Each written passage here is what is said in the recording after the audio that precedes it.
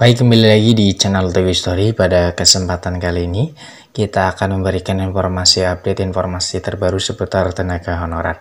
Informasi ini kami kutip dari laman website bandungraya.com. Informasinya yaitu, mohon maaf, tenaga honorer ini terpaksa dihapus oleh pemerintah di tahun 2025. Berikut kategorinya, simak informasi yang baik-baik.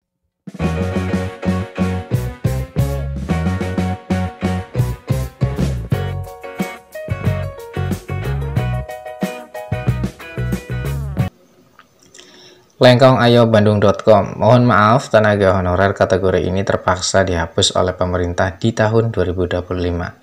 Terkait dengan Undang-Undang ASN Nomor 20 Tahun 2023, bahwa pemerintah tidak boleh mempekerjakan atau mengangkat pegawai dengan status honorer di tahun ini. Menpan RB juga tidak menyediakan anggaran bagi pegawai dengan status tenaga honorer ini, sehingga terpaksa harus dirumahkan atau dipecat oleh pemerintah.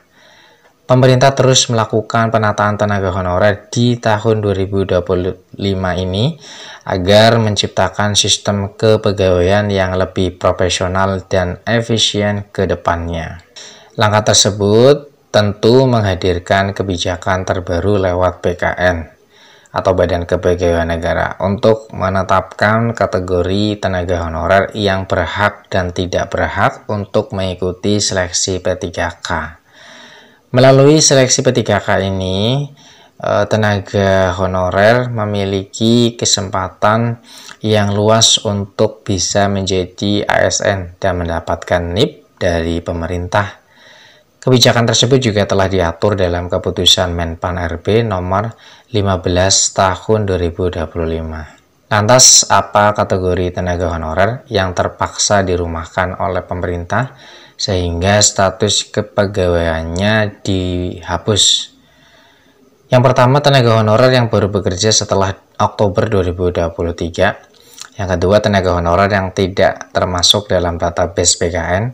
3. Tenaga honorer yang memiliki masa kerja kurang dari 2 tahun jika dihitung per Januari 2025. 3 kategori di atas yang membuat pemerintah harus merumahkan tenaga honorer pada tahun 2025 ini. Tenaga honorer yang dirumahkan ini status kepegawaiannya akan dihapus dan tidak bisa lagi bekerja di instansi pemerintah.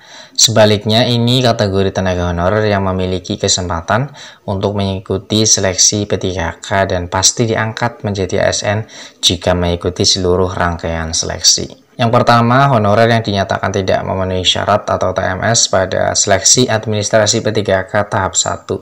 2. Honorer yang TMS pada seleksi administrasi pengadaan CPNS.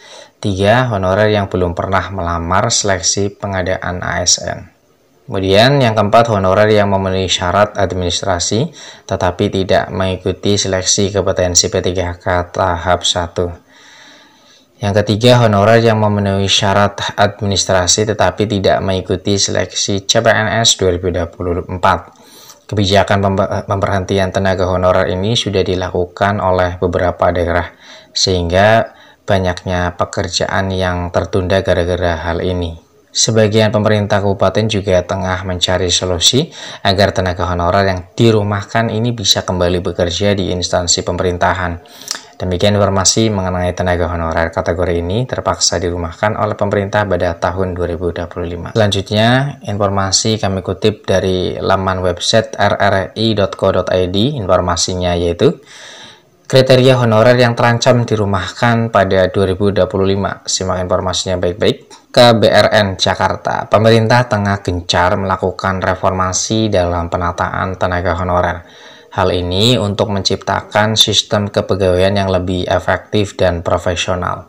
Kepala Badan Kepegawaian Negara atau BKN, Zudan Arif Fakrullah, ketika ditemui RRI Kamis 6 Februari 2025 mengatakan, penyelesaian tenaga honorer saat ini hanya untuk tenaga honorer yang masuk dalam database BKN.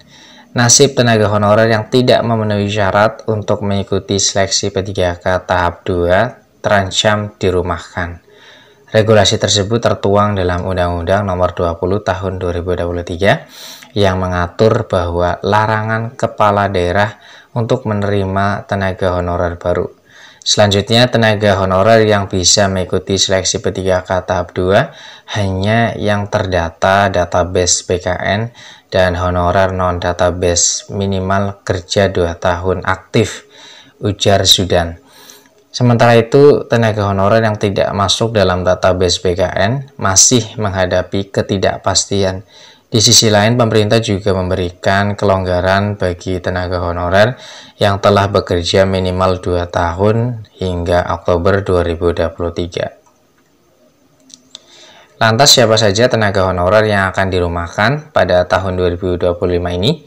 Berikut beberapa kriteria tenaga honorer yang akan dirumahkan mulai tahun 2025 meliputi: yang pertama, tenaga honorer yang mulai bekerja setelah Oktober 2023. 2. Honorer yang tidak terdaftar dalam database BKN.